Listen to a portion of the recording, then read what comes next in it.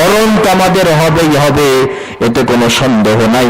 তারপরেও বিশ্ব নবী সাল্লাল্লাহু আলাইহি সাল্লাম দুই ধরনের মরণ থেকে আল্লাহর কাছে পানা চেয়েছেন, উম্মতি মুহাম্মদদেরকে পানা চাইতে বলেছেন। এক নম্বরের পরে আমরা কত সাজে সজ্জিত হই। ছোটবেলায় আমাদের আব্বা আম্মা কত সুন্দর সাজসজ্জা দিয়ে আমাদেরকে সাজিয়েছে, আয়নায় আমরা দেখেছি। স্কুল প্রতিষ্ঠানে গেলে একসাথে সজ্জিত হই, শ্বশুর বাড়িতে গেলে একসাথে সজ্জিত হই। বিয়ের সময়ের সাজ আলাদা, ঈদের দিনের সাজ আলাদা। এমন একটা সাজ আমার আপনার জীবনে অপেক্ষা করছে, যে সাজ আমি নিজে সাজতে পারবো না, দেখতেও পারবো না। সেই সাজ হচ্ছে মৃত্যুবরণ করার পরের সাজ। জীবনে আমি আপনি কত গাড়িতে চড়লাম, কখনো সাইকেল, কখনো মোটর সাইকেল, কখনো মাইক্রো, কখনো বাস, কখনো বা এরোপ্লেন, কখনো বা ট্রেন।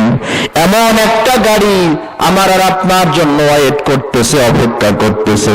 মসজিদের ওই 4 পায়ের পালকিখানা যখন 4 জন ব্যক্তির কাঁধের উপরে ভর করে আমার আপনার বাড়িতে আসবে, যেই গাড়িতে ওঠার জন্য কোনো টিকিটের প্রয়োজন হয় না। কার কাঁধে চড়ে আমি কবর দেশে যাব, জানি না কার মোনাজাতে আল্লাহর রহম পাব। কার কাঁধে চড়ে আমি কবর দেশে যাব, জানি না কার মোনাজাতে আল্লাহর রহম পাব। কার কারণ করবে ক্ষমা,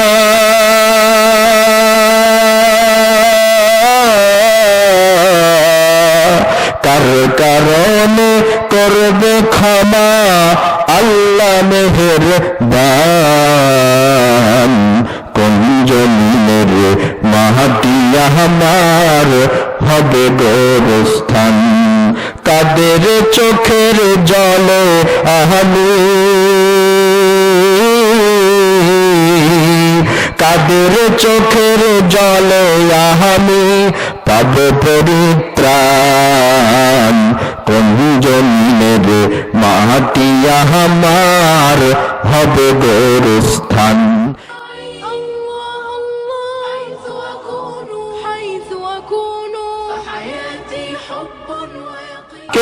আপনাদের সামনে আমি যেই টপিকসটা নিয়ে আলোচনা করতে চাচ্ছি, বিষয়ভিত্তিক আলোচনা। আজকের আলোচনার বিষয় হচ্ছে মামলা। কি বিষয় বলেন তো? মামলা। মামলা শব্দটা আপনারা জানেন কি জানেন না? জানেন? তবে এই মামলা দুনিয়াবি পুলিশি কোনো আদালতের কোনো মামলার আলোচনা আমি করব না। আমি যেই বিষয়ে আলোচনা করব সেটি হচ্ছে প্রতিটি মানুষের মাথার উপরে 6 ধরনের মামলা ঝুলছে। কয় ধরনের? 6 ধরনের। কয় ধরনের? 6 ধরনের মামলা প্রতিটি মানুষের মাথার উপরে ঝুলছে। আমরা আজকে এই সংক্ষিপ্ত পরিসরে ইনশাআল্লাহ বিস্তারিত আলোচনা যাব না। এই 6 ধরনের মামলা কি, মামলা থেকে পরিত্রাণের উপায় কি আলোচনা করব। কারোর মাথার উপরে যদি মামলা ঝোলে তার অবস্থা কি হয়, ভুক্তভোগী যারা আছেন, মামলার সম্মুখীন যারা, তারা এই বিষয়টি ভালো করেই বোঝেন। মানসিক কোনো শান্তি তাই সে পাই না, খাওয়াই মন বসে না, ঘুম আসে না, ঠিক কিনা বলেন? কিন্তু এই পৃথিবীর জমিনের মামলা না, এই পৃথিবীতে প্রতিটি মানুষের মাথার উপরে 6টি মামলা ঝুলছে। এই 6টি মামলা থেকে ইমানদার বদকার কোনো ব্যক্তি রেহাই পাবে না। 1 নম্বরের মামলা মৃত্যু। কি বলেন তো? মৃত্যু, মরণ, মরণ, মৃত্যু মাথার উপরে ঝুলছে না? জি। আজীবন বাঁচবো, মরবো না, এই রকমের গ্যারান্টি পৃথিবীর কোনো ব্যক্তি দিতে পারে নাই, আর পারবেও না। পারবে না কি বলেন? আল্লাহ তাআলা বলেন, কুল্লু নাফসিন যায়িকাতুল মাউত, প্রত্যেক প্রাণীর মৃত্যুর স্বাদ গ্রহণ করা লাগবে কি লাগবে না? লাগবে। আল্লাহ তাআলা আরো বলেন, ইজা জাআ আজালুহুম লা ইস্তাখিরুনা সাআতাও ওয়া লা ইস্তাকদিমুন।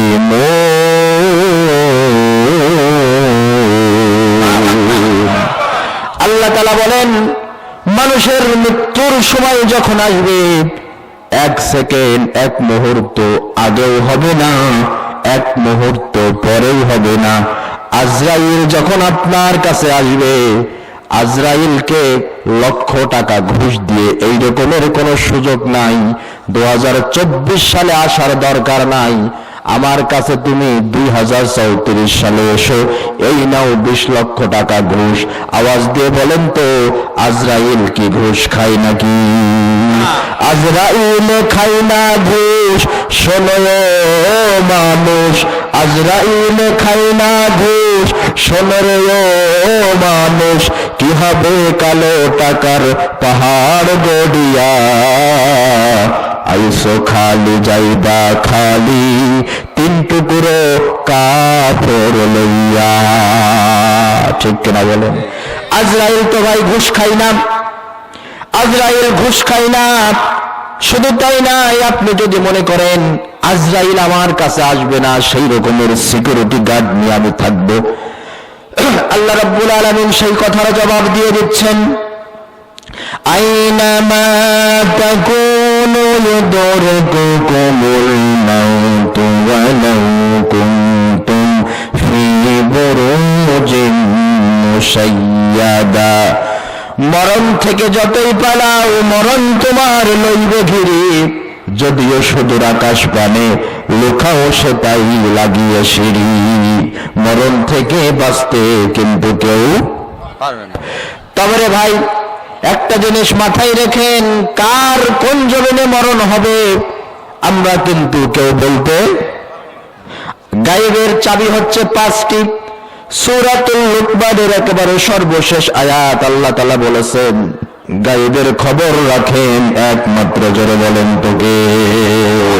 কোন নবী গায়েবের খবর রাখেন না, কোন পীর, কোন কবিরাজও গায়েবের খবর বলতে পারেন না।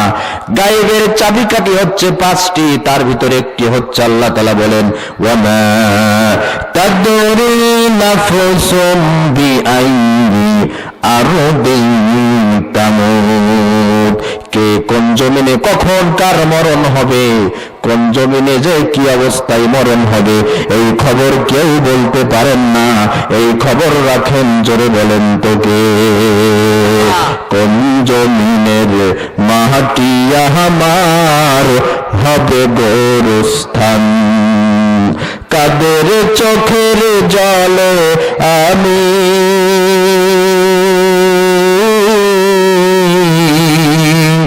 কাদের চোখের জলে আমি পাব পরিত্রাণ।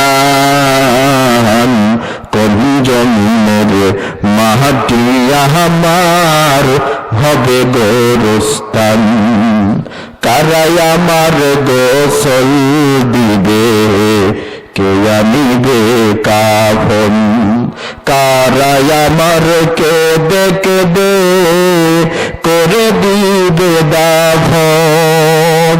আমরা কি কেউ জানি আমার মৃত্যুর পরে কে আমার গোসল দেবে? কেউ কি বলতে পারেন আমার গোসল দেবে? আমার কাফন কে কিনে আনবে? আমার খাটিয়া কে বহন করবে? আমরা কেউ বলতে।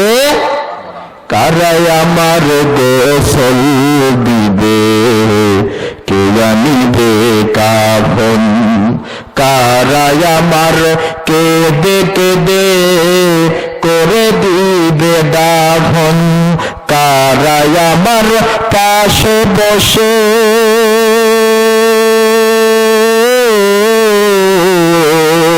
কারাই আমার পাশে বসে শোনাবে কুরআন। কোন জমিনের মাটি আমার হবে গোরস্থান। এই জীবনে আমরা কত সাজে সজ্জিত হই। ছোটবেলায় আমাদের আব্বা আম্মা কত সুন্দর সাজসজ্জা দিয়ে আমাদেরকে সাজিয়েছে, আয়নায় আমরা দেখেছি। স্কুল প্রতিষ্ঠানে গেলে একসাথে সজ্জিত হই, শ্বশুর বাড়িতে গেলে একসাথে সজ্জিত হই। বিয়ের সময়ের সাজ আলাদা, ঈদের দিনের সাজ আলাদা। এমন একটা সাজ আমার আপনার জীবনে অপেক্ষা করছে, যে সাজ আমি নিজে সাজতে পারবো না, দেখতেও পারবো না। সেই সাজ হচ্ছে মৃত্যুবরণ করার পরের সাজ। জীবনে আমি আপনি কত গাড়িতে চললাম, কখনো সাইকেল, কখনো মোটর সাইকেল, কখনো মাইক্রো, কখনো বাস, কখনো বা এরোপ্লেন, কখনো বা ট্রেন। এমন একটা গাড়ি আমার আর আপনার জন্য ওয়েট করতেছে, অপেক্ষা করতেছে। মসজিদের ওই 4 পায়ের পালকিখানা যখন 4 জন ব্যক্তির কাঁধের উপরে ভর করে আমার আপনার বাড়িতে আসবে, যেই গাড়িতে ওঠার জন্য কোনো টিকিটের প্রয়োজন হয় না। কার কাঁধে চড়ে আমি কবর দেশে যাব, জানি না কার মোনাজাতে আল্লাহর রহম পাব। কার কাঁধে চড়ে আমি কবর দেশে যাব, জানি না কার মোনাজাতে আল্লাহর রহম পাব। কার কারণ করবে ক্ষমা,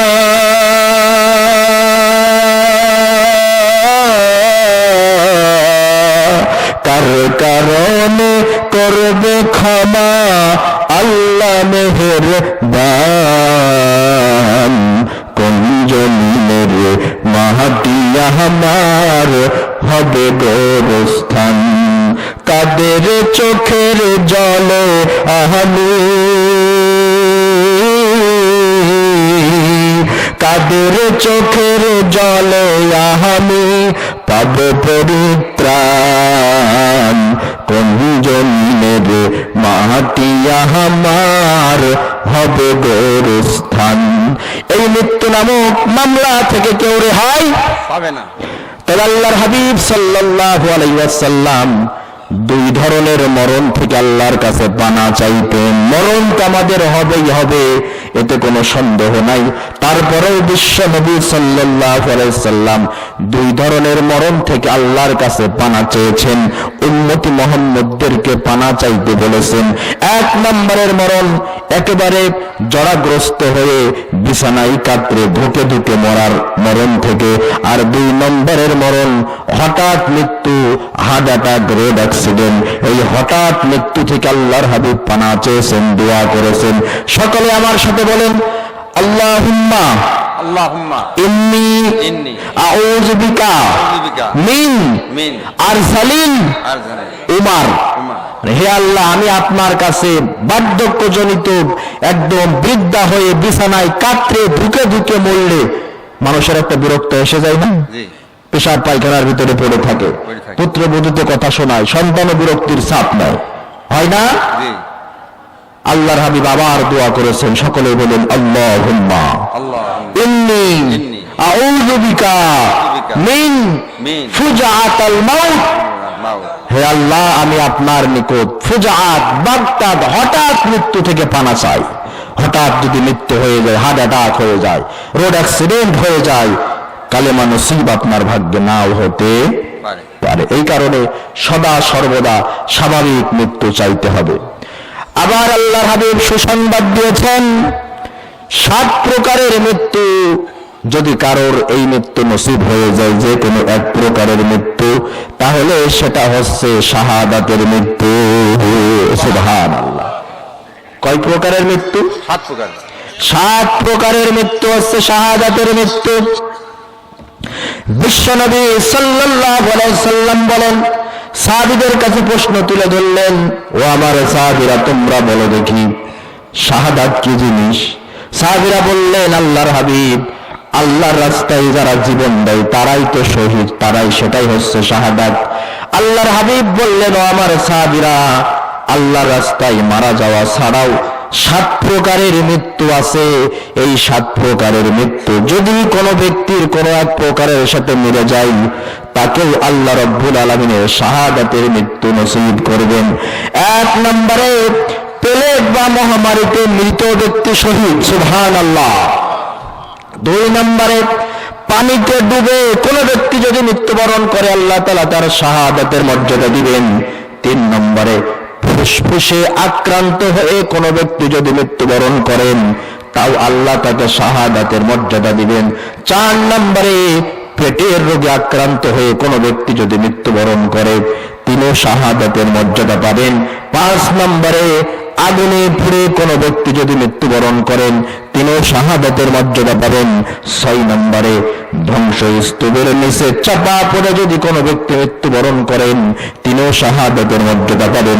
7 নম্বর হচ্ছে কোন মা যদি সন্তান ডেলিভারি করার সময়, সন্তান প্রসবের সময় মৃত্যুবরণ করেন ওই মাকেও আল্লাহ রাব্বুল আলামিন শাহাদাতের মর্যাদা দিয়ে দিবে। এখন আসেন মূল কথায়, মামলা, মৃত্যু নামক মামলা। এই মামলাটা কি? জান কবজ। কি বলেন তো? এই যে আমার আপনার জান কবজ হবে, এখন দেখতে হবে এই মামলা থেকে আমার জান কি নেককার অবস্থায় কেমন হবে আর বদকার ব্যক্তির জান কবজ কেমন হবে, এটা আমাদের জানার দরকার আছে না? নেককার ব্যক্তি যদি হয়, নেককার ব্যক্তির জান কবজ হবে একরকম, বদকার ব্যক্তির জান কবজ হবে আরেকরকম কবজ হবে। ইন্নাল্লাযীনা ক্বালু রাব্বুনাল্লাহ সুম্মা ইসতাকামু তাতানাজ্জালু আলাইহিমুল মালায়েকা আল্লা তাখাফু ওয়া লা তাহজানু ওয়া আবশিরু বিল জান্নাহ। যারা দুনিয়াতে আল্লাহকে রব হিসাবে মেনে জীবন যাপন পরিচালনা করেছে, এদের মৃত্যুর সময় যখন আসবে আমরা মনে করি আজরাইল জান কবজ করে, আজরাইল মূল ভূমিকা পালন করে, কিন্তু জান কবজের আগে আজরাইলের সাথে আরো অ্যাসিস্ট্যান্ট ফেরেশতা আসেন। লোকটা যদি নেককার হয় জান্নাত থেকে সুগন্ধি জাতীয় কাফন নিয়ে আসে, নিয়ে এসে মৃত্যু ব্যক্তিকে সান্ত্বনা দেয়, আল্লাহ তাখাফু ওয়া লা তাহজানু, ভয় নেই, চিন্তা নেই, মৃত্যুবরণ করার সাথে সাথে তোমার জন্য জান্নাত। সুবহানাল্লাহ। তখন ইমানদার ব্যক্তির রূহটা বেরিয়ে যাওয়ার জন্য উদ্গ্রীব হয়ে যাবে, সাথে সাক্ষাৎ গ্রহণ করার জন্য।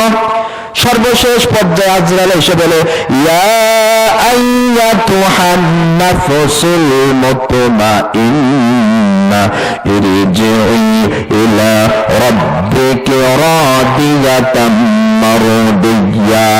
যারা পারেন আমার সাথে বলেন, ফাদখুলি ফি ইবাদি ওয়াদখুলি জান্নাতি। আইয়াতুহান নাফস, হে পবিত্র আত্মা, রবের সন্তুষ্টির দিকে বেরিয়ে আসো, আর বেরানোর সাথে সাথে তোমার জন্য জান্নাত। ইমানদার ব্যক্তি খুশি হয়ে যায়। বদকার ব্যক্তির কি হবে? জাহান্নাম থেকে দুর্গন্ধযুক্ত শট নিয়ে আসা হবে আর তাকে ভয় দেখানো হবে, মরার পরে দেখছি কি হয়। আল্লাহ রাব্বুল আলামিন কুরআনুল কারীমের ভিতরে বলেছেন, ওয়ান্নাজিয়াতু গারকা ওয়ান্নাশিতাতি নাশতা। শপথ ওই ফেরেশতার যেই ফেরেশতা ডুব দিয়ে সাঁতরিয়ে রূহ কবজ করে। বদকার ব্যক্তি শরীরের ভিতরে ঢুকে রূহ কবজ করে নিয়ে আসে। হাদিস শরীফের ভিতরে বলা হয়েছে, আয়াতের তাফসীরে, জীবন্ত ছাগলের গা থেকে চামড়া ছিঁড়লে যেরকম কষ্ট হয়, বদকার ব্যক্তির তার চাইতে 1000 গুণে কষ্ট হবে। আর বলা হবে, আখরিজু আনফুসাকুম, তোমার নিজের রূহ তুমি নিজে বের করে দাও। নাউযুবিল্লাহ। ইমানদার ব্যক্তিদেরকে সান্ত্বনা দেবে, ভয় নাই, চিন্তা নাই। আর বদকার ব্যক্তির কি দশা হবে দেখেন ভাই, কি একটা কঠিন পরিস্থিতি। মৃত্যু নিয়ে চিন্তা করেন।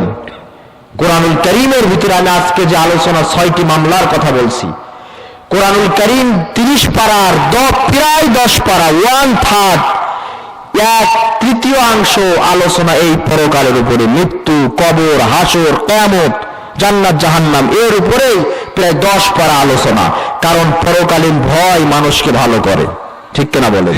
পরকালীন ভয় যার ভিতরে নাই, তার দ্বারা যাবতীয় পাপ কাজ করা, সুদ খাওয়া, ঘুষ খাওয়া, দুর্নীতি করা, জেনা করা, ব্যভিচার করা, সন্ত্রাসী করা, অন্যের সম্পদ হরণ করা কেবলমাত্র তারই সাজে যার ভিতরে পরকালীন কোনো ভয় নাই। কথা ঠিক।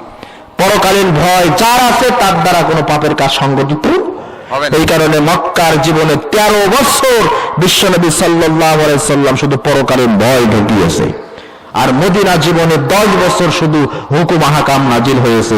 আগে পরকালীন ভয় ঢুকিয়ে তারপরে নামাজ পড়ো, রোজা রাখো, যাকাত দাও, জিহাদ করো, চুরি করলে হাত কেটে দাও, এই আইন মদিনার জিন্দেগিতে যে নাজিল হয়েছে। প্রিয় হাজরিন, আমরা যখন মৃত্যুবরণ করব, আপনারা নিজে প্রমাণিত, একজন ব্যক্তি যখন মুমূর্ষ অবস্থায় পড়ে থাকে, আমাদের এলাকায় বলে টান পড়ে, আপনাদের কি বলে? টান পড়া বলে না? টান পড়ে। চতুর্দিকে কত লোক থাকে না? দেখেন আল্লাহ কোরআনুল কারীমের ভিতরে বলছে, কাল্লা ইযা বালাগাতিত তারাকি, বৎকার ব্যক্তির যখন জান কবজের সময় হয় তখন ফেরেশতারা বলে, ওয়াকিলা মান রাক, আজকে তোরে রক্ষা করবে কে? চতুর্দিকে এত লোক আছে, কত কিছু আছে, কই রক্ষা করার কেউ নাই। এই পৃথিবীতে মানুষ বডিগার্ড, সিকিউরিটি গার্ড রাখতে পারে, রাজা বাদশারা যখন ঘুমায় চতুর্দিকে সেনাবাহিনী বেষ্টিত, অস্ত্র সজ্জিত বিভিন্ন প্রশাসনিক লোক দিয়ে থাকে।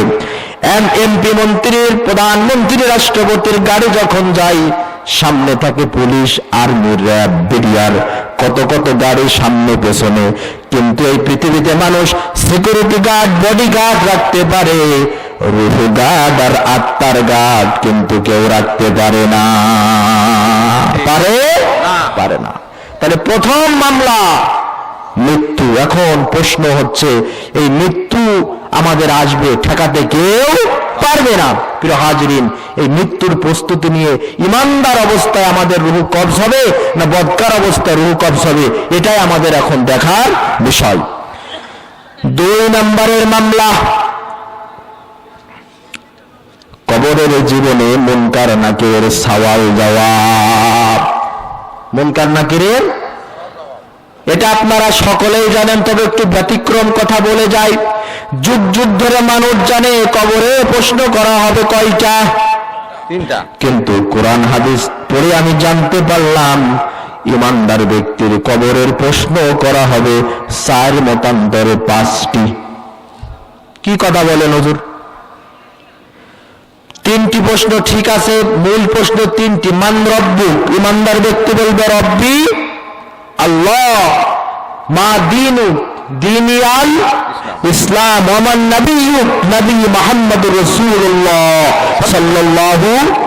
এই 3টি প্রশ্ন। কিন্তু আপনি কি জানেন ইমানদার ব্যক্তিকে এর পরেও আরো একটি প্রশ্ন করা হবে?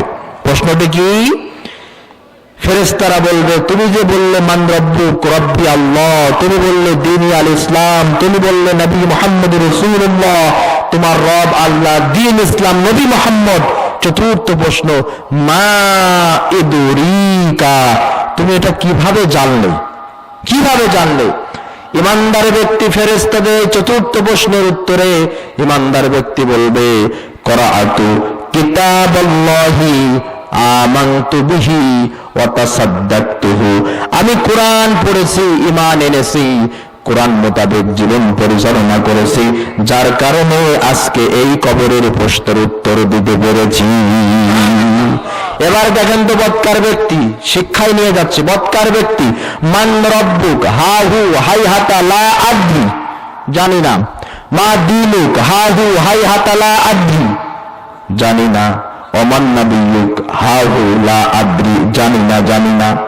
কবরের ভিতরে কিন্তু এই প্রশ্ন করা হবে না দুনিয়ার মাঝখানে কোন দল করতে, তোমার জাতির পিতাকে কোন দলের কর্মী ছিলে, কার ভোট দিয়েছো, কোন পীরের মুরিদ তুমি ছিলে, এই রকমের কোন প্রশ্ন কিন্তু কবরে করা হবে না। বৎকার ব্যক্তি যখন এই 3টি প্রশ্নের উত্তরে বলবে হা হু লা আদ্রি, হাই হাতা লা আদ্রি, জানি না, পারি না, মনে নাই, তখন ফেরেশতারা বলবে লা দারাইতা ওয়ালা তালাইতা, প্রহার করবে আর বলবে লা দারাইতা ওয়ালা তালাইতা, কি জন্য কোরআন পড়লে না, কি জন্য কোরআন জানলে না।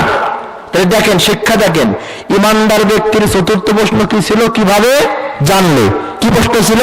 কিভাবে জানলে। ইমানদার ব্যক্তি কি বলল? কোরআন পড়েছি, ঈমান এনেছি, বিশ্বাস করেছি, সেখান থেকে জেনেছি। আর বদকার ব্যক্তি লাস্টে কি বলছে ফেরেশতারা? কেন কোরআন পড়ো নাই? লা দারাইতা ওয়ালা তালাইতা, কেন জানো নাই, কেন কোরআন পড়ো নাই। তার মানে কবরের প্রশ্নের উত্তর দিতে হলে কোরআন আপনাকে জানা, পড়া, মানা লাগবেই লাগবে, এতে কোনো সন্দেহ নাই। ঠিক বেজার হচ্ছেন? কথার আওয়াজ দিচ্ছেন না কেন? খারাপ লাগছে? সামনে আরো অনেক চমৎকার কথা আসবে, তবে আমার কণ্ঠের অবস্থা ভালো না। আমি জাস্ট 11:30 ইনশাআল্লাহ মুনাজাত করে শেষ করে দেব। প্রিয় হাজিরিন, তাহলে সফলতা ব্যর্থতা, কবরের প্রশ্নের উত্তর দেওয়া না দেওয়ার প্রধান মাধ্যম হচ্ছে আল কোরআন। বিবেকের আয়নায় প্রশ্ন রেখে দিই, পৃথিবীতে কত কিছু পড়লেন, কত জ্ঞান অর্জন করলেন, কোরআনের জ্ঞান অর্জন করতে পেরেছেন কি? কোরআন পড়তে পেরেছেন কি? কোরআন শুধু আপনার কবরের ভিতরে প্রশ্নের উত্তরে সহায়তা হবে না, আল কোরআন হুজ্জাতুল লাকা ওয়া আলাইকা। কিয়ামতের কঠিন ময়দানে আল্লাহর হাবিব বলেন, মুসলিম শরীফের হাদিস, কোরআন কারোর পক্ষের দলিল হয়ে যাবে, কোরআন কারোর বিপক্ষের দলিল হয়ে যাবে। বিশ্বনবী সাল্লাল্লাহু আলাইহি ওয়াসাল্লাম বলেন, কোন ব্যক্তি যদি কোরআনের পক্ষে লোক হয়, আল্লাহ তাআলা কিয়ামতের কঠিন ময়দানে কোরআন তার পক্ষে সুপারিশ করে তাকে জান্নাতে নিয়ে যাবে। আর কোন ব্যক্তি যদি কোরআনের বিপক্ষের লোক হয়, কোরআন তার বিপক্ষে ওকালতি করে সাক্ষ্য দিয়ে লোকটাকে জাহান্নামে নিয়ে যাবে। কয়জন ব্যক্তি আমরা কোরআন পড়তে পেরেছি? প্রিয় হাজিরিন, যদি এখন আমাদের বাংলাদেশের রাষ্ট্রপতি বা প্রধানমন্ত্রী আমাদের কাছে একটা চিঠি দেয়, ইংরেজিতে চিঠি দিয়েছে, যেহেতু প্রধানমন্ত্রীর চিঠি, রাষ্ট্রপতির চিঠি, ইংরেজিতে একটি চিঠি দিয়েছে মনে করেন, আপনার কাছে দিয়েছে, আপনি ছাতা ইংরেজি কিছু পারেন না, কি করবেন বলেন তো? এবং যিনি চিঠি দিয়েছেন তিনি হচ্ছে প্রধানমন্ত্রী, যার মাধ্যমে আপনার কাছে পাঠিয়েছেন, তিনি আপনাকে বলছে যে প্রধানমন্ত্রী অথবা রাষ্ট্রপতির পক্ষ থেকে চিঠি এসেছে, এই চিঠিতে তুমি বাংলাদেশের যে নাগরিক, এই শিমুলতলা গ্রামের অধিবাসী, সরকারের কিছু রুলস আছে, এই রুলস অনুযায়ী চলতে হবে, সেই কথাগুলো ইংরেজিতে লেখা। এই রুলের বাইরে চলবা, রাষ্ট্রদ্রোহী মামলায় সামিল হবা, পুলিশ তোমারে ধরবে, জরিমানা দেবে। তখন আপনি যদি ইংরেজি পড়তে নাও পারেন, যদি এই কথা বলে যায়, তখন আপনি কি করবেন বলেন তো? বলেন বলেন। এই তো, যে জানে ইংরেজিতে যে ট্রান্সলেট করতে পারে, সবার আগে তার কাছে ছুটবেন। কারণ ওরে বাপরে বাপ, ও বলে গেছে কি যে প্রধানমন্ত্রীর চিঠি, আর একে যা আছে না পারলে পুলিশ আমারে ধরবে, না পারলেও আগে যাবে তার কাছে যিনি এই চিঠির বাংলা ট্রান্সলেট করতে পারবে। এবার আপনাদের কাছে আমি প্রশ্ন রাখতে চাই, এক আঙুল আকাশের দিকে তুলে সকলেই উচ্চ আওয়াজে জবাব দিবেন, প্রধানমন্ত্রী বড়, রাষ্ট্রপতি বড়, না আমার আল্লাহ বড়? আল্লাহ বড়। সকলে আওয়াজ দিয়ে বলেন, বড় কে? আল্লাহ যদি বড় হয়েই থাকে, আল্লাহ যদি বড় হয়েই থাকে, প্রধানমন্ত্রী রাষ্ট্রপতির দেওয়া ইংরেজি চিঠির অনুবাদ করার জন্য ব্যস্ত হয়ে পড়লাম। আল্লাহ যদি আমাদের বড় হয়েই থাকে, আল্লাহ সুবহানাহু ওয়া তাআলা লাওহে মাহফুজ থেকে আমাদের জন্য আরবিতে একটি চিঠি পাঠিয়েছেন, আমাদের জীবনের কনস্টিটিউশন, আমার জীবনের সংবিধান, আমার আপনার জীবনের পথ চলার গাইডলাইন, যেই চিঠির নাম হচ্ছে আল কোরআন। সেই কোরআন নামক আরবি কিতাবখানি পড়া বোঝার জন্য কয়জন ব্যক্তির কাছে গিয়েছেন? বিবেকের আইনায় প্রশ্ন রেখে দিলাম। কোরআন পড়ার দরকার আছে না নাই? আছে। কত বিদ্যা অর্জন করলাম, দুঃখজনক হলেও সত্য, 1 থেকে মাস্টার্স পর্যন্ত একজন ছাত্র একজন ছাত্রী প্রায় 20টি বছর পড়ালেখা করে। তার পড়ার টেবিলে কত ক্লাসের বই, ক্লাসের বাইরে আবার চাকরির কত ধরনের বই শোভা পাই।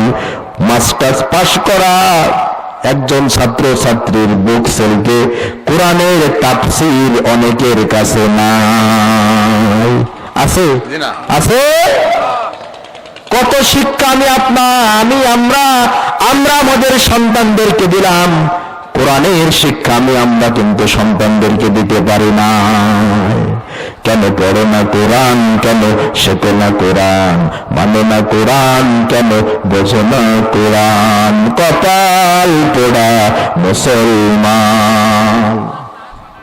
প্রিয় ভাইরা আমার, সফলতা ব্যর্থতার একমাত্র মাধ্যম হচ্ছে পবিত্র আল কোরআন।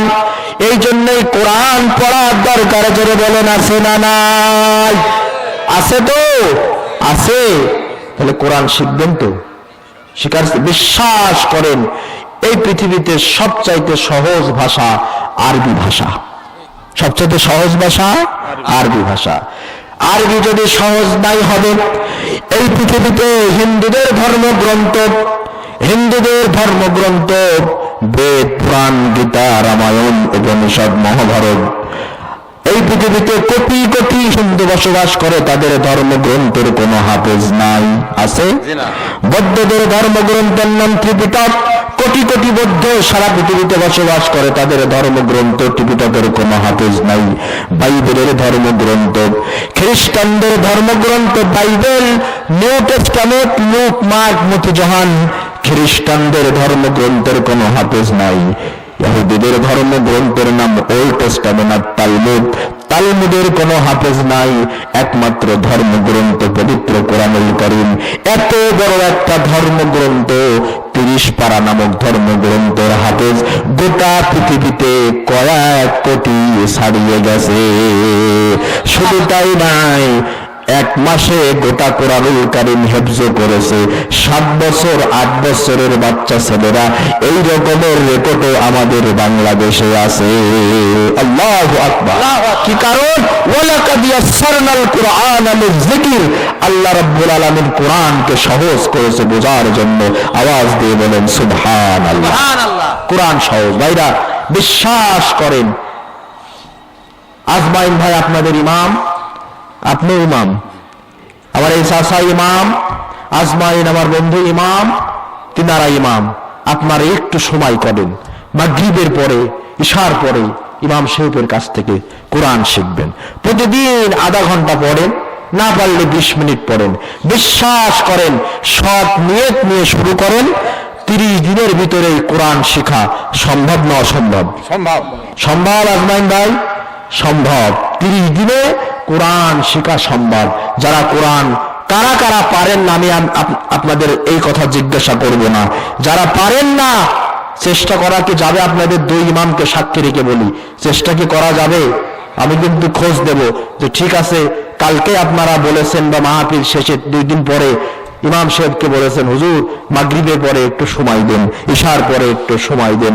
ওরে ভাই, মাগরিবের পরে চায়ের দোকানে আড্ডা দেন, কেলাম নিয়ে থাকেন, মুনাজাত খেলা নিয়ে থাকেন। মুনাজাত খেলা বলেন তো, মুনাজাত খেলা মানে কি বলেন তো? কি খেলা? তাস খেলা। তাস খেলা। মুনাজাত মানে ইমাম সাহেব যদি একটু মুনাজাত লম্বা করে বিরক্তি হয়, ইমামের গাল মন্দ দেয়, মুনাজাত ছেড়ে দেয়। কিন্তু তাস খেলা ঘন্টার পরে ঘন্টা চাতক পাখির না করে বাবা কি আগ্রহ নিয়ে, আর যখন তাস মারে হাতের কি জোরে সর্বোচ্চ শক্তি দিয়ে ঝাড়ে। ঠিক বলে ঠিক? হ্যাঁ, শত শত সময় সেখানে ব্যয় হয়, ঘন্টার পরে ঘন্টা সময় ব্যয় হয়। ওখানে বসলে কোনো সওয়াব আপনার আমলনামায় হবে না, অযথা সময় নষ্ট করা। ভাই কোরআন যদি শেখেন, প্রতিটি অক্ষরের বিনিময়ে 10টা করে নেকি আছে না নাই? প্রিয় ভাইরা আমার, এই যে কবরে প্রশ্ন হয়ে গেল, এবারে নেককার আর বদকার ব্যক্তির কবর কেমন হবে? নেককার ব্যক্তির কবর, আকাশ থেকে ঘোষণা আসবে, ফাআফরিশুহু মিনাল জান্নাহ ওয়ালবিসুহু মিনাল জান্নাহ ওয়াফতাহু লাহু বাবান ইলাল জান্নাহ। এ আমার নেককার বান্দা, এর জন্য কবরের ভিতরে জান্নাতের বিছানা বিছাইয়ে দাও, তার শরীরে জান্নাতের পোশাক পরাইয়ে দাও। কিয়ামত পর্যন্ত কবরের সাথে তার জান্নাতের সংযোগ স্থাপন করে দাও। ইমানদার ব্যক্তির কবরটা পূর্ণিমার চাঁদের মতো কিয়ামত পর্যন্ত আলোকিত হতে থাকবে। পক্ষান্তরে বৎকার ব্যক্তিকে বলা হবে ফাফরিশুহু মিনান নার ওয়ালবিসুহু মিনান নার ওয়াফতাহু লাহু বাবান ইলান নার। কবরের ভিতরে জাহান্নামের বিছানা বিছায়া দাও, তার শরীরে জাহান্নামের আগুনের আলকাতরা মার্কা কাপড় তার শরীরে পরাইয়া দাও। কিয়ামত পর্যন্ত জাহান্নামের ওই আগুনের দিকে তার কবরের দরজাটা খুলে দাও। আওয়াজ দিয়ে বলেন নাউযুবিল্লাহ। ভাইরা আমার, এবার কিয়ামত যখন হয়ে যাবে, কবর থেকে মানুষ উঠবে, 3 নম্বরের মামলা মাথায় নিয়ে যেই জায়গাটাই যাবে 3 নম্বরের মামলার সম্মুখীন হবে, সেই জায়গাটার নাম হচ্ছে হাসরের মাঠ। কিসের মাঠ বলেন তো? হাসরের মাঠ। কঠিন হাসরের মাঠ।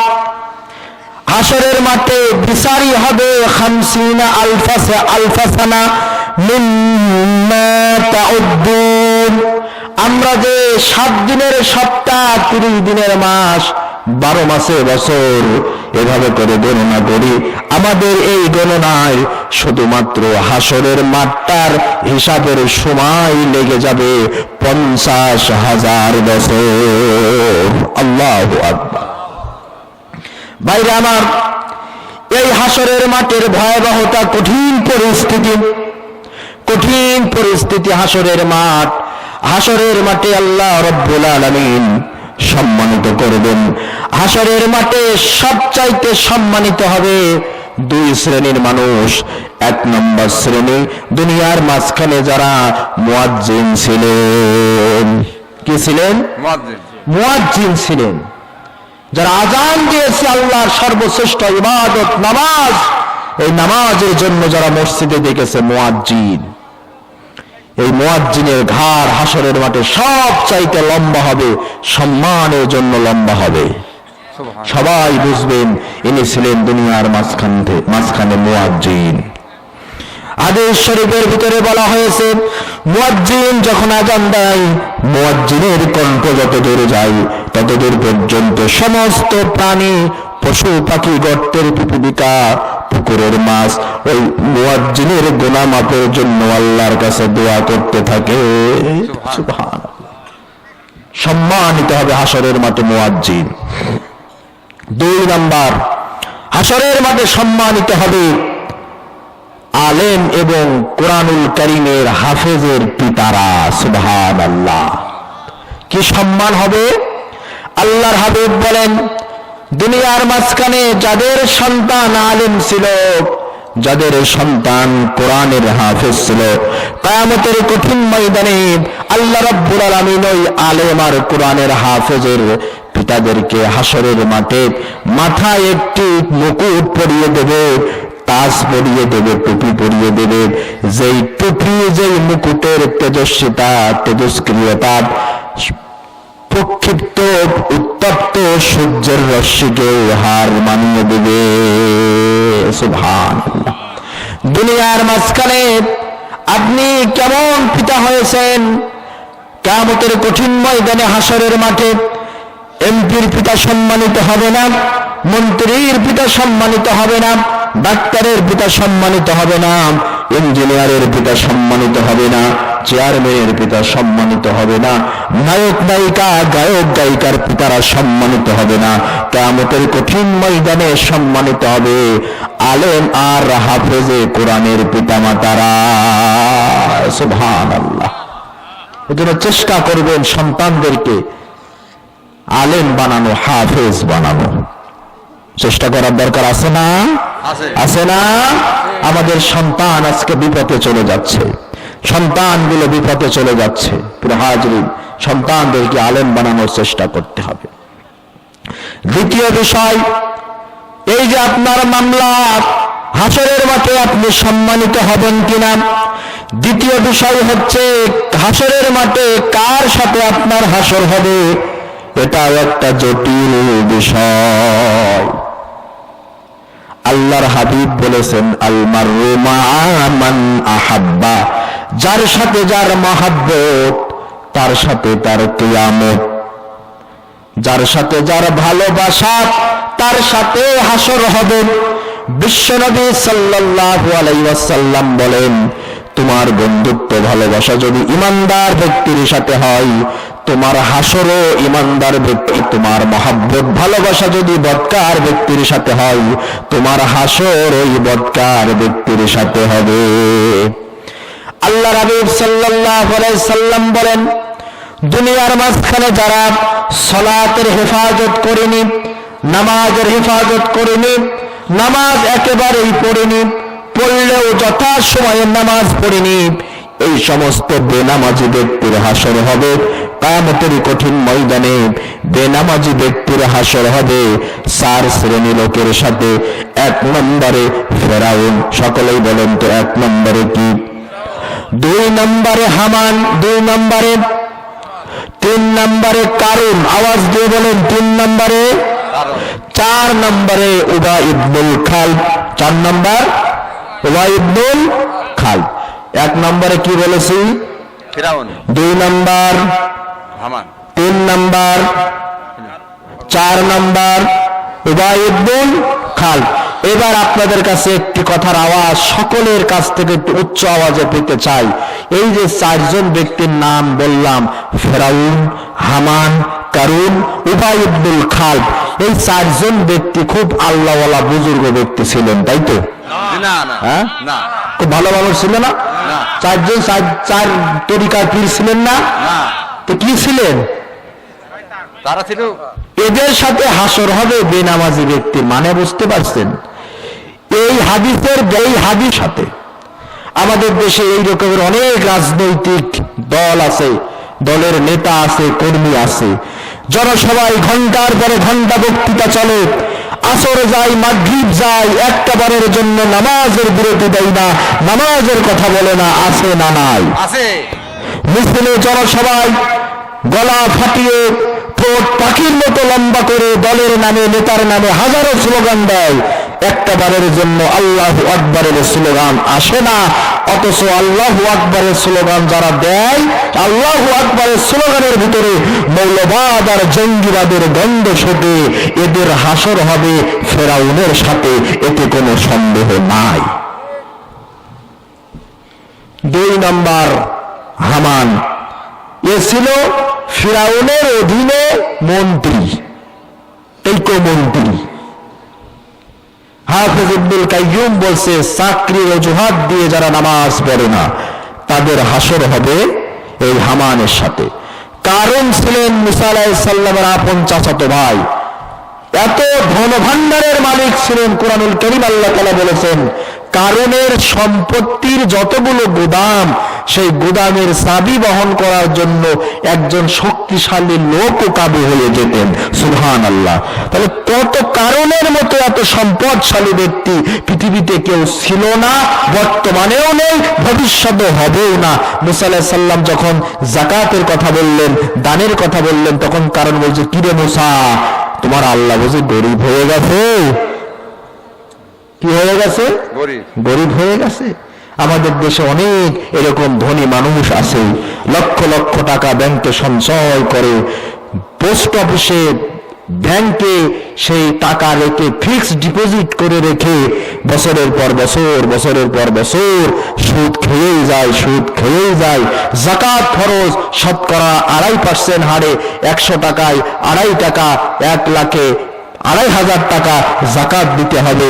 এই যাকাত দেয় না, যাকাত দিয়াকে তারা জরিমানা মনে করে। আছে না নাই? এরা আবার নামাজও পড়ে, রোজাও রাখে, মসজিদ কমিটির আবার সভাপতি হয়। পড়েছে নামাজ রাকাতে রাকাত, জিকির আর কোরআন তেলাওয়াত, কত মুমিন বুকে রেখে হাত, আদায় করো কিনা তোমার সম্পত্তির যাকাত, আদায় করো কিনা তোমার সম্পত্তির যাকাত। ময়লা কাপড় হয় পরিষ্কার, সাবান দিয়ে ধুইলে অন্তরের ময়লা দূর হয়।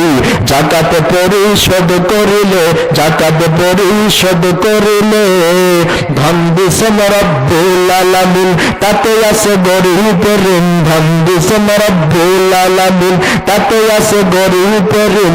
ঋণ পরিশোধ করলে তবে পাইবে রে নাজাত।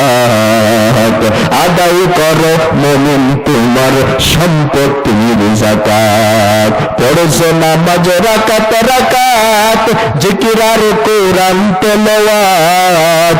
কত মুমিন বুকে রেখে হাত, আদায় করো কিনা তোমার সম্পত্তির যাকাত। যাকাত দেওয়ার দরকার, জোরে বলেন আছে না নাই?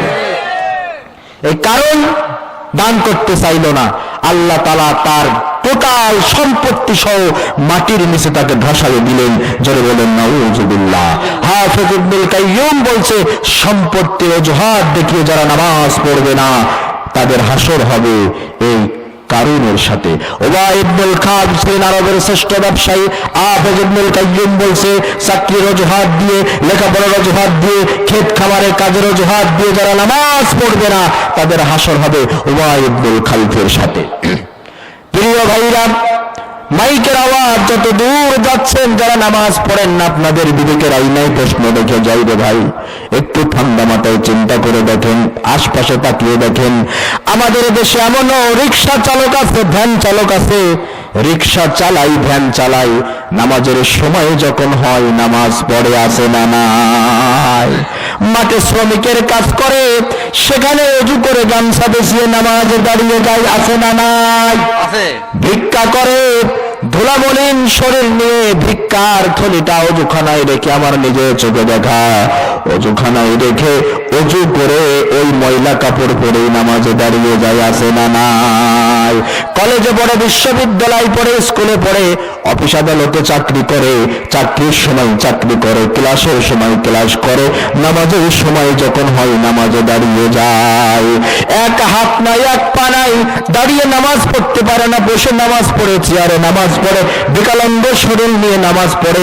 আমার নিজের চোখে দেখা রে ভাই, আল্লাহর দরবারে শুকরিয়া আদায় করেন।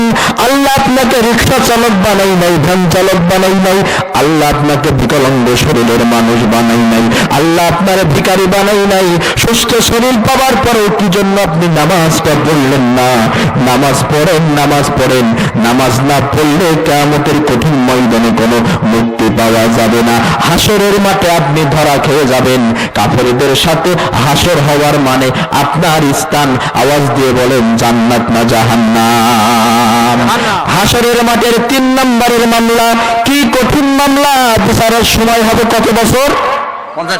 50,000 বছর। আজকের বিজ্ঞান বলছে কোটি কোটি মাইল উপরে সূর্যটা মাত্র একটা মুখ দিয়ে তাপ দেয়, যার কারণে চৈত্র বৈশাখ জ্যৈষ্ঠ মাসে আমরা চলতে পারি না। ছাতা নিয়ে অনেক সময় ছাতা ভিজাইলে রোদের ভিতরে চলে, রোদ আমাদের সহ্য হয় না।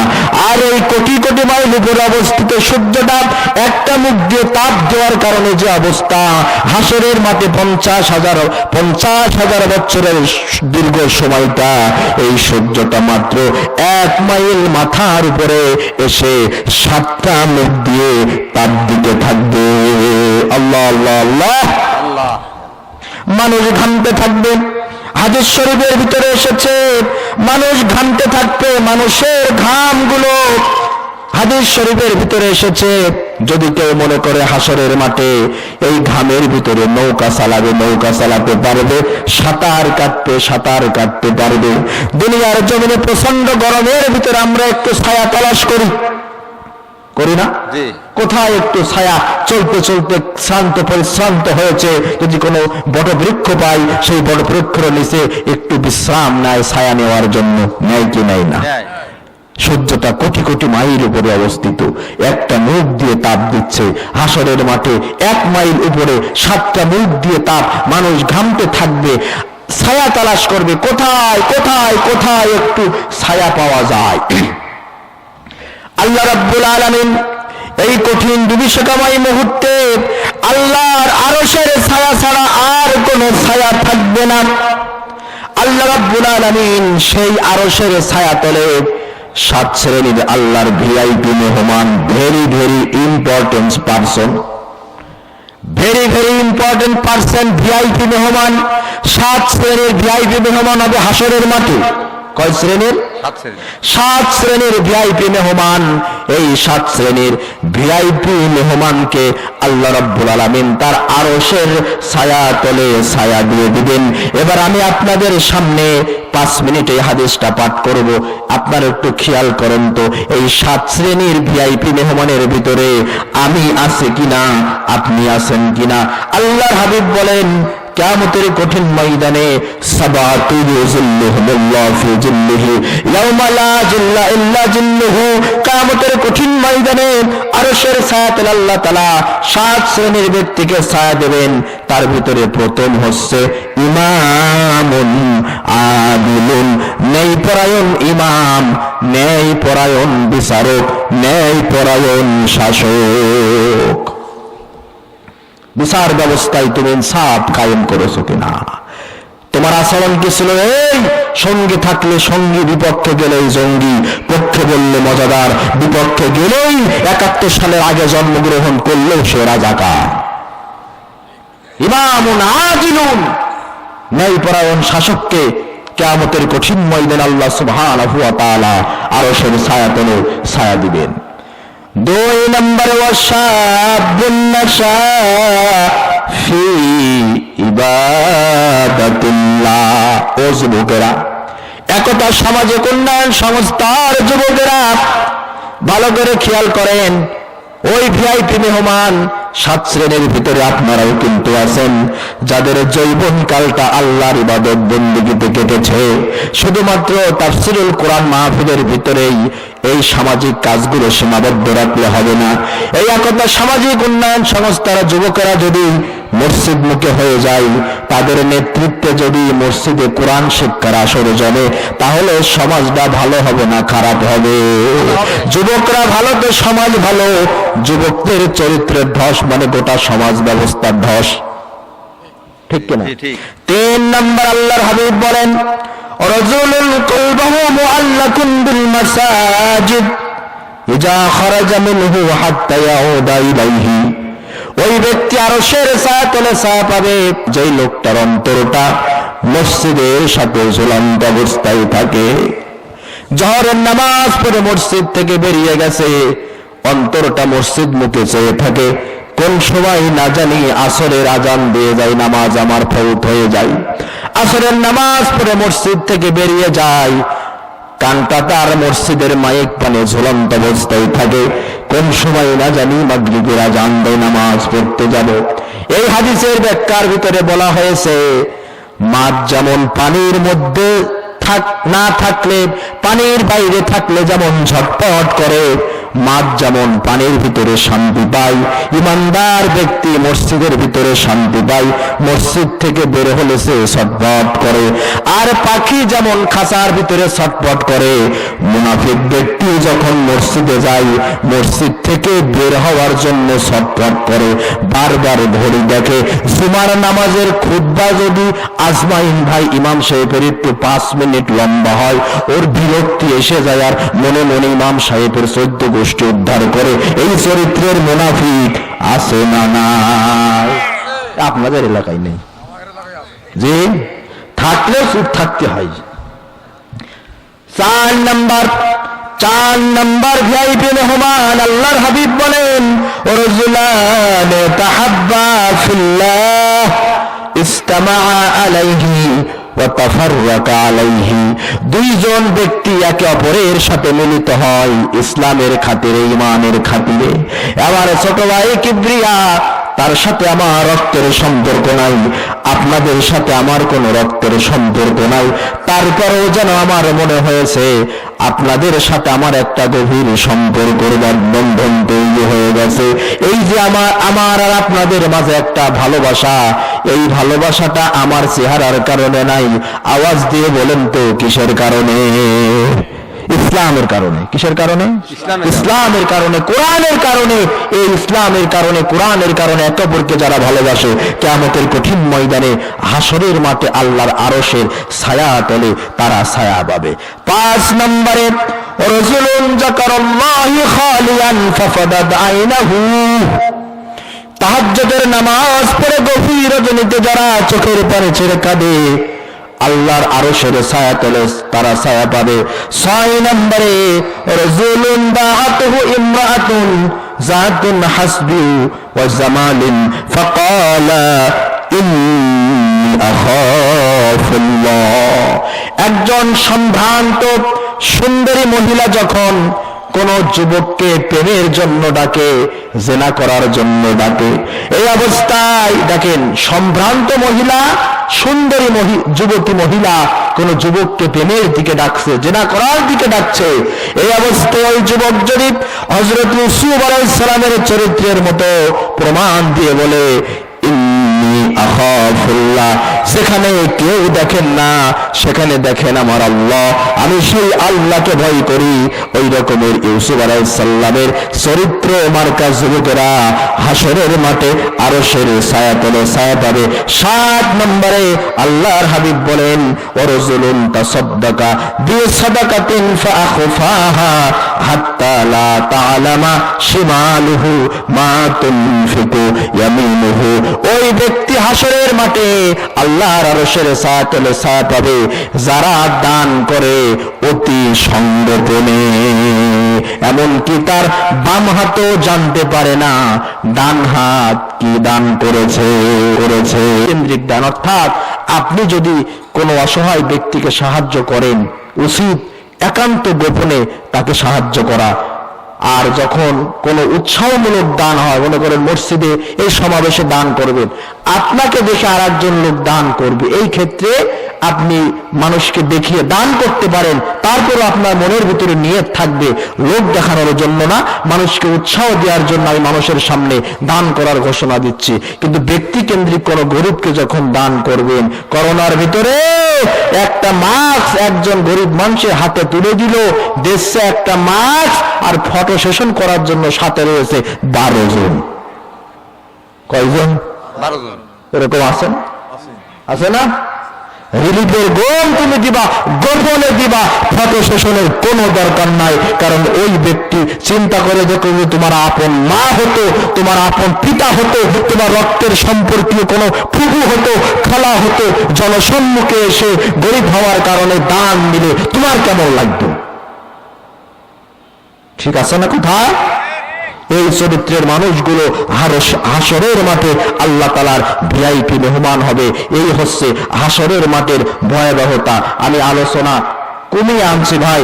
4 নম্বরের হাসরের মাঠে আমার আপনার হাতে দেওয়া হবে আমলনামা। কি দেওয়া হবে বলেন তো? আমলনামা। আমলনামা। আমলনামার আরবি কি জানেন? কিতাব। কি? কিতাব। আরবিতে কিতাবুন মানে বই। কিতাবুন মানে কি? বই। আমলনামা কিতাব। হাসরের মাঠে আমলনামা দেওয়া হবে ইমানদার ব্যক্তিদের ডান হাতে, বদকার ব্যক্তিদের বাম হাতে। এই আমলনামাটা কোথায় আছে? আমাদের আমল রেকর্ড করার জন্য আল্লাহ সুবহানাহু ওয়া তাআলা 2 জন ফেরেশতা আমাদের কাঁধে বসায় রেখেছেন। কিরামান কাতিবিন ইয়ালামুনা মা তাফআলুন। আমরা অনেকেই বলি ডান কাঁধের ফেরেশতার নাম কিরামান, বাম কাঁধের ফেরেশতার নাম কাতিবিন। আপনারাও কি তাই বলেন? যদি বলে থাকেন এটা ভুল কথা। কিরামান কাতিবিন 2 জন ফেরেশতার নাম নয়। কিরামান কাতিবিন মানে সম্মানিত লেখক বৃন্দ। এটা বহু বচন, দ্বিবচন সিগা ব্যবহার হয়নি। কিরামান কাতিবিনা, জমা মুজাক্কার সালেম, জমা মুজাক্কার সালেম, কাতিবিনা। যারা গ্রামার বোঝেন বুঝতে পারবেন। এই কিরামান কাতিবিন শব্দের অর্থ সম্মানিত লেখক দল। আচ্ছা আপনারা বলেন, পুলিশ এটা কি কোনো ব্যক্তির নাম নাকি একটা দলের বা আর্মি এটা কি কোনো একক ব্যক্তির নাম নাকি একটা টিমের নাম? ঠিক তেমনি ভাবে মানুষের আমলনামা লেখার কাজে যারা নিয়োজিত, এই দল বা এই টিমের নাম হচ্ছে কিরামান কাতিবিন। আমার কথাকে বুঝতে পেরেছেন? তাহলে কিরামান কাতিবিন, ডান কাদের ফেরেশতার নাম কিরামান, বাম কাদের ফেরেশতার নাম কাতিবিন। এই কথাটি শুদ্ধ নয়। কিরামান কাতিবিন একটি দল বা একটি টিমের নাম। অপরদিকে কবরে প্রশ্ন করার জন্য যে দুইজন ফেরেশতা মুনকার নাকির, এটাও একটা টিম, একটা দলের নাম হচ্ছে মুনকার নাকির। প্রিয় হাজিরিন, এই যে আমলনামা, এই আমলনামাটা কোথায় আছে? দুইজন ফেরেশতা তো লিখছেনই, পাশাপাশি আল্লাহ তাআলা এখানে আমলনামা সংরক্ষণের ব্যবস্থা করেছে। আপনারা শুনলে অবাক হবেন, কোরআন যদি আপনি একটু বিজ্ঞান দিয়ে বোঝার চেষ্টা করেন, আপনার মোবাইলে ছোট্ট একটা মেমোরি কার্ড আছে না? ছোট্ট একটি মেমোরি কার্ডের ভিতরে কত শত জিনিস, অডিও, ভিডিও, ছবি, পিকচার আছে না? চিন্তা করে দেখেছেন একটুকু একটা মেমোরির ভিতরে কত কিছু লুকিয়ে রয়েছে। এই যে 2 ঘন্টা মনে করেন ওয়াজ যদি চলে, ছোট্ট এই ক্যামেরার মেমোরির ভিতরে এই 2 ঘন্টার ভিডিও ধারণ হয়েছে। আল্লাহ তাআলা কথা কোরআনুল কারীমের ভিতরে বলেন, ওয়া কুল্লা ইনসানিন আলজামনাহু তাইরাহু ফি উনুকি। আমি আল্লাহ তাআলা প্রতিটা মানুষের আমলনামাকে তার গ্রীবা লগ্ন করেছি, আর এই আমলনামা ওয়ানুখরিজু লাহু ইয়াউমাল কিয়ামাতি কিতাবাই ইয়ালকাহু মানশুরা। আল্লাহ তাআলা বলেন, এই গ্রীবা লগ্ন, এই মেমোরি কার্ড, সিম কার্ডটা কিয়ামতের কঠিন ময়দানে একটি আমলনামা কিতাব আকারে ইমানদার ব্যক্তিদের ডান হাতে আর বদকার ব্যক্তিদের আমলনামা দেয়া হবে। এই যে এখান থেকে পেট ছিঁড়ে, ভালো করে খেয়াল করেন, এখান থেকে পেট ছিঁড়ে বাম হাত ভিতর থেকে এখান থেকে ঢুকায়ে পেছনে বের করে আমলনামা এখানে দেয়া হবে। ইমানদার বদকার উভয় ব্যক্তিদেরকে বলা হবে, ইকরা কিতাবাক, রিড ইউর বুক। আমলনামা, তুমি তোমার আমলনামা পড়ো। কাফা বিনাফসিকাল ইয়াউমা আলাইকা হাসিবা, তোমার হিসাব নেওয়ার জন্য তুমি নিজেই যথেষ্ট। ইমানদার ব্যক্তি আমলনামা পড়ে বলবে, হায় হায়, আনন্দর জ্বালায় বলবে, দুনিয়ার মাঝখানে তো ভালো ভালো আমল করেছি, আশা রেখেছিলাম ভালো ভালো আমলের প্রতিদানও পাবো, তাই তো হয়েছে। বদকার ব্যক্তির বলা হবে আমলনামা পড়ো। আমলনামা বদকার ব্যক্তির দেওয়া হয়েছে সামনে না পেছনে? পিছনে। তার ঘাড় কোণে, সামনে। মাথা সামনে না? এবার মাথা ঘুরাইয়ে পেছন দিকে দিয়ে বলবে, ইকরা কিতাবাক, পড় তোর আমলনামা। বদকার ব্যক্তি আমলনামা পড়ে দেখবে ছোট বড় কোনো গুনাহ লিখতে বাদ নাই। তখন বলবে, আল্লাহ, এই সমস্ত গুনাহ আমি করিনি। মানুষ যখন বিপদে পড়ে যায়, মুসিবতে পড়ে যায়, তখন কিন্তু মিথ্যা কথা বলা এটা মানুষের জন্মগত স্বভাব, ঠিক কিনা? হ্যাঁ, ঠিক। বদকার ব্যক্তি বলবে, আমি লিখিনি, ফেরেশতারা বানায় বানায় লিখেছে। আল্লাহ এবার আল ইয়াউমা নাখতিমু আলা আফওয়াহিম, মুখ বন্ধ করে দেবে। তুকাল্লিমুনা আইদিহিম ওয়া তাশহাদু আরজুলুহুম, হাত কথা বলবে, আমি হাত সাক্ষ্য দিচ্ছি, হাত দিয়ে তুই অমুক স্থানে এই এই কাজ করেছিস। পা সাক্ষ্য দেবে, এই পা দিয়ে হেঁটে এই এই পাপের কাজ করেছি। কোন জমিনে কোন পাপ কোথায় করেছো, সব হাত পা সাক্ষ্য দেবে। নাউযুবিল্লাহ মিন যালিক।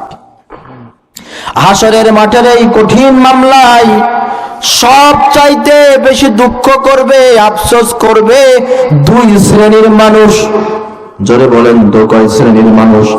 কাফেরদের ভিতরে 2 শ্রেণীর মানুষ সবচাইতে বেশি আফসোস করবে। 1 নম্বরে দুনিয়ার মাঝখানে যারা ছিল ক্ষমতাশালী, যারা ছিল মেম্বার, চেয়ারম্যান, এমপি, মন্ত্রী, প্রশাসনিক লোকজন। আর 2 নম্বরে দুনিয়ার মাঝখানে যারা ছিল সম্পদশালী। 2 শ্রেণীর লোক সবচাইতে আফসোস করবে আমলনামা পাওয়ার পরে, সম্পদশালী আর একটা ক্ষমতাশালী। কারণ পৃথিবীতে মানুষ এই 2 কারণে অহংকারী হয়ে ওঠে, ঠিক কিনা? অহংকার কিসের জন্য করে? একটু যদি ক্ষমতা পায়, ওরে বাপ রে বাপ, অহংকার কারে কয়? কি অহংকার? কইছে হনুয়ে ধরাকে সরা করে, কি ক্ষমতা? ক্ষমতা কি? ক্ষমতা কি? ক্ষমতা কি? নতুন বিয়ে হয়েছে, বিয়ের কয়দিন পরে স্ত্রী বলছে, ওগো তুমি কি চাকরি করো তা তো শুনতেও পারিনি, বাপ তো সেই দেখতে এসে বিয়ে দেওয়ার মতো অবস্থা।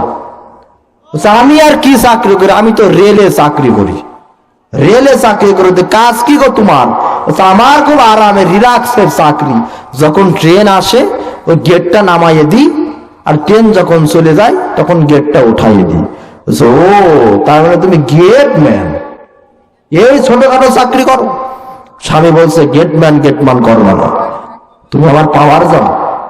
আমি যদি গেট নামাইয়ে দিই তাহলে দুই পাশে রিক্সা, ভ্যান, বাস, ট্রাক, মাইক্রো সব থেমে যায়। আর আমার কাছে সরকারের পক্ষ থেকে দুটি পতাকা দেওয়া আছে। আমি যদি লাল পতাকা ধরি, আন্তনগর ট্রেন সুন্দরবন এক্সপ্রেস পর্যন্ত থেমে যাবে। আমার পাওয়ার কত তুমি? স্ত্রী বলছে, ওরে বাপ রে বাপ, তাই নাকি? তুমি মোটর গাড়ি থামাও, রেলগাড়ি থামাও, সব থামাও, কিভাবে থামাও দেখাও না, আমি একটু দেখবো। স্বামী বলছে, তুমি আবার দেখবা? চলো, নতুন বউ শখ যখন করেছে একটু দেখি নিয়ে আসি। এখন গেটম্যান যেখানে ছোট্ট একটা ঘরে থাকেন, আপনারা দেখেন নাই? যখন ট্রেন আসার সময় এসেছে, গেট নামাইয়ে দিয়েছে। গেট নামালে কি হবে? দুই পাশের গাড়ি সব থেমে যাবে। স্ত্রী ছোট ঘরের ভিতরে দেখছে আর বলছে, তাই তো, যা বলেছে তাই তো হচ্ছে। আশপাশে সব গাড়ি থেমে গেল। এবার যখন ট্রেন আসার সময় এসেছে, লাল পতাকা সামনে ধরেছে। আপনারা বলেন তো, লাল পতাকা যদি ট্রেনের সামনে সিগন্যাল দেওয়া হয়, ধরা হয়, এটাকে শুভ সংবাদ নাকি বিপদ সংকেত? বিপদ। ট্রেন থেমে যাবে না? ট্রেন থেমে গিয়েছে। ট্রেনের ড্রাইভার নেমে বলছে, কি ব্যাপার গেটম্যান, কোনো সমস্যা লাইনে? বলছে না। সামনে কোনো সমস্যা? না। কোনো দুর্ঘটনা? না। তো তুমি লাল ফিলাপ ধরে আমার ট্রেন থামাইনি, কারণ কি? বলছে, বোর্ডারে তো দেখালাম। কি বলছে? বোর্ডারে তো দেখালাম। তখন ট্রেনের ড্রাইভার হাত গুটিয়ে দিয়েছে, বিয়া করা জাগা পাও না, ফাজলামি করা, তুমি লাল পতাকাতে আমি বোর্ডার দেখাইছো। চলে গেল। এবার গেট তুলে দিল, গাড়ি ঘোড়াও চলে গেল। এরপরে স্বামী এসে বলছে, দেখলে তো আমার পাওয়ার, দেখলে তো যা বললাম তা হয়েছে তো? বলছে, হ্যাঁ, তুমি যা বলিলে সব হয়েছে। গেট নামাইলে গাড়ি ঘোড়া থেমে গেল, তুললে আবার চলা শুরু করলো, ফ্ল্যাগ ধরলে ট্রেন পর্যন্ত থেমে গেল। সবই ঠিক আছে, সবই বুঝলাম, কিন্তু একটা জিনিস বুঝতে পারিনি, ওই ট্রেনের থেকে নেমে এসে ওই বিটারা তোমার থাপ্পড় মারলো কি জন্য? বলছে, ওরে আমার পাওয়ার আমি দেখাইছি, ওর পাওয়ার ও দেখিয়েছে। কথা বলার কারণ হচ্ছে, সামান্য দুদিনের ক্ষমতা যখন পায়, ওয়ার্ড পর্যায়ের একজন পার্টি নেতা থেকে নিয়ে শুরু করে সর্বোচ্চ পর্যায়ে খালি ক্ষমতা ক্ষমতা ক্ষমতা দেখাতেই থাকে, কিন্তু তারা জানে না সকল ক্ষমতার মালিক আওয়াজ দিয়ে বলেন তোকে। ভাইরা, এই যে সম্পদশালী আর ক্ষমতাশালী হলে মানুষ অহংকারে ফেটে পড়ে। কিয়ামতের কঠিন ময়দানে যখন দেখবে এই ক্ষমতা দিয়ে আমার আমলনামা চেঞ্জ করতে পারিনি, দুনিয়ার জীবনে হয়তো বা ক্ষমতা থাকলে, টাকা থাকলে রায় চেঞ্জ করা যায়, মামলা উল্টো দিকে ঘুরিয়ে দেওয়া যায়, দেওয়া সম্ভব কি সম্ভব নয়। কিন্তু হাসরের মাঠে যখন দেখবে এত পাওয়ার, এত টাকা, কিছুই তো হলো না, ছোট বড় একটা আমলও বাদ যায় নাই, তখন তারা আফসোস করে বলবে, মা আগনা আন্নি মালিয়া হালাকা আন্নি সুলতানিয়া। হাই, এত সম্পদ কোনো উপকারে আসলো না, আর আমার সুলতানি বাদশাহী ক্ষমতাগিরু কোনো কাজে লাগলো না। আমলনামা প্রদান হয়ে গেল। 5 নম্বরের মামলা এবার হচ্ছে, মিজানের পাল্লায় ওজন হবে আপনার আমল। মিজানের পাল্লায় আপনার আমল ওজন করা হবে। নেকের পাল্লা যদি ভারী হয়ে যায়, আপনার স্থান হবে জান্নাত। নেকির পাল্লা যদি হালকা হয়ে যায়, আপনার স্থান হয়ে যাবে জাহান্নাম। ফাআম্মা মান সাকুলাত মাওয়াজিনুহু ফাহুয়া ফি ঈশাতির রাদিয়া। আল্লাহ তাআলা বলেন, কিয়ামতের কঠিন ময়দানে যদি কারোর নেকির পাল্লা ভারী হয়ে যায়, আল্লাহ রাব্বুল আলামিন ফাহুয়া ফি ঈশাতির রাদিয়া, তাকে সন্তুষ্টির জনক জীবন আখিরাতে দান করবেন। সাহাবীরা প্রশ্ন করলেন, ইয়া রাসূলুল্লাহ মা হিয়া ঈশাতির রাদিয়া, সন্তুষ্টির জনক জীবন আখিরাতে কাকে বলে? আল্লাহর হাবিব বললেন, ও আমার সাহাবীরা, দুনিয়ার মাঝখানে তুমি গাছের ফল খেতে চাও, ফলটা তোমার উপরে রাজি নাই, খুশি নাই, যখন তুমি ফলটা খেতে চাও ফলের ডাল তোমার কাছে আনতে হয়। গাছ থেকে যখন ফলটা পারো বোটা থেকে কষ পড়ে, তার মানে ফলটা কাঁদে, ফলটা তোমার উপরে রাজি নাই। দুনিয়ার মাঝখানে তুমি মাছ খেতে চাও, মাছটা তোমার উপরে রাজি নাই, যখন ধরো তখন লাফাই, যখন কাটো তখনও লাফাই। দুনিয়ার মাঝখানে তুমি গোশত খেতে চাও, ওই প্রাণীগুলো তোমার উপরে রাজি নাই, চার হাত পা বেঁধে তাকে পেড়ে ফেলে তারপরে জবাই করো। তার মানে দুনিয়ার জীবনের কোন নিয়ামত তোমার উপরে রাজি নাই। তুমি যখন জান্নাতে যাবা, জান্নাতের সকল নিয়ামত তোমার উপরে রাজি আর খুশি হয়ে যাবে। ফল দেখে বলবা, যদি ফলটা খেতে পারতাম, শুধু মনে মনে এই রকমের কামনা করবা, ফলের ডালা নত হয়ে তোমার মুখের সামনে চলে আসবে। মাছ দেখে বলবা, মাছটা যদি খেতে পারতাম, মাছ রান্না হয়ে ভুনা হয়ে তোমার সামনে চলে আসবে। মাছ খেয়ে কাঁটা যখন ফেলবা, সেই কাঁটা থেকে মাছ আবার লাফিয়ে চলে যাবে। পাখি দেখে বলবা, পাখির ভুনা মাংস যদি খেতে পারতাম, সঙ্গে সঙ্গে পাখির মাংস ভুনা হয়ে তোমার সামনে চলে আসবে। হাড় হাড্ডি যখন ফেলবা, আবারও পাখি হয়ে চলে যাবে। এটার নাম হচ্ছে ঈশাতির রাদিয়া, সন্তুষ্টির জনক জীবন। এই রকমের সন্তুষ্টির জনক জীবন আল্লাহ আমাদের সকলকেই দান করুক। আওয়াজ দিয়ে বলেন আল্লাহুম্মা আমিন। আল্লাহুম্মা আমিন। এবার একটা আমল শিক্ষা দিয়ে যায়। মিজানের পাল্লায় ওজন ভারী হওয়ার জন্য আল্লাহর হাবিব দুটি জিকির শিক্ষা দিয়েছেন। কয়টি? জোরে বলেন কয়টি? অনেকেই পারেন। এটি হচ্ছে বুখারী শরীফের সর্বশেষ হাদিস। বুখারী শরীফের শুধু সর্বশেষে নয়, হাদিস গ্রন্থের বিভিন্ন অধ্যায়ে এই হাদিসটি বর্ণিত হয়েছে। আল্লাহর হাবিব বলেন, কালিমাতানে হাবিবাতানে ইলার রহমান খফিফাতানে আলাল লিসান সাকিলাতানে ফিল মিজান। এমন দুটি কালেমা আছে, বাক্য আছে, জিকির আছে, আল্লাহর কাছে সবচাইতে প্রিয়, মুখ দিয়ে উচ্চারণ করা সহজ। আর এই দুইটি কালিমার বিনিময়ে কিয়ামতের কঠিন ময়দানে আল্লাহ রাব্বুল আলামিন মিজানের পাল্লায় দাড়ি পাল্লা পূর্ণ করে সওয়াব দেবেন। সকলে আমার সাথে বলেন, তার প্রথমটি হচ্ছে সুবহানাল্লাহি ওয়া বিহামদিহি, আরেকটি হচ্ছে সুবহানাল্লাহিল আযীম। সকলেই বলেন সুবহানাল্লাহি ওয়া বিহামদিহি সুবহানাল্লাহিল আযীম। আবার হাদিসের ভিতরে বলা হয়েছে আলহামদুলিল্লাহি তামলাউল মিজান, আলহামদুলিল্লাহ বললে দাড়ি পাল্লা ভর্তি করে আল্লাহ তাআলা আমলনামায় নেকি দিয়ে দেন। আওয়াজ দিয়ে বলেন সুবহানাল্লাহ। আর হাসরের মাঠে মিজানের পাল্লায় সবচাইতে বেশি ওজন হবে মানুষের উত্তম চরিত্র। কি বলেন তো? সবচাইতে বেশি ওজন হবে হাসরের মাঠে, সেটি হচ্ছে উত্তম চরিত্র। আপনার চরিত্র কেমন? চরিত্র ভালো করেন। চরিত্র মানুষের অমূল্য সম্পদ।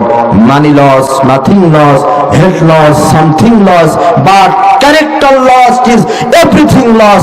টাকা পয়সা যদি হারিয়ে যায় কিছুই হারাই না, স্বাস্থ্য যদি ভেঙে যায় অল্প পরিমাণ কিছু হারায়, কিন্তু কারো চরিত্র যদি একবার হারিয়ে যায় তা সব কিছু হারিয়ে যায়, সব কিছু ফিরে পাওয়া যায়। চরিত্র হারিয়ে গেলে সেই চরিত্র আর ফিরে পাওয়া যায় না। আর হাসরের মাঠে উত্তম চরিত্র যার, এটা হাসরের মাঠে মিজানের পাল্লায় সব চাইতে বেশি ওজন হবে। আওয়াজ দিয়ে বলেন সুবহানাল্লাহ। আজকের আলোচনার একদম সর্বশেষ পয়েন্ট, 6 নম্বরের মামলা পুল সিরাত। কি বলেন তো? পুল সিরাত, সেতু, পুল, ব্রিজ, আপনারা চেনেন না? ব্রিজ। কিয়ামতের কঠিন ময়দানে এই পুল সিরাত পার হয়ে যাওয়া লাগবে। পুলসিরাতটা কেমন হবে? চুলের চাইতেও চিকন। পুলসিরাতের বর্ণনা শোনেন, চুলের চাইতেও চিকন, খুরের চাইতেও ধারালো। চুলের চাইতেও চিকন আর খুরের চাইতেও ধারালো।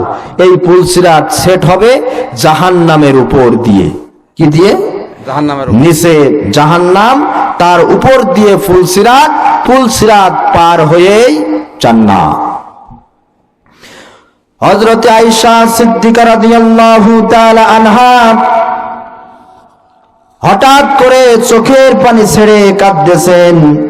আয়েশা সিদ্দিকা রাদিয়াল্লাহু তাআলা আনহা রাসূলের স্ত্রী, উম্মাহাতুল মুমিনিন, আমাদের মা, আল্লাহর হাবিব সাল্লাল্লাহু আলাইহি ওয়াসাল্লাম আয়েশা রাদিয়াল্লাহু তাআলা আনহার চোখের পানি দেখে বললেন, আয়েশা রে, কি জন্য কাঁদতেছো?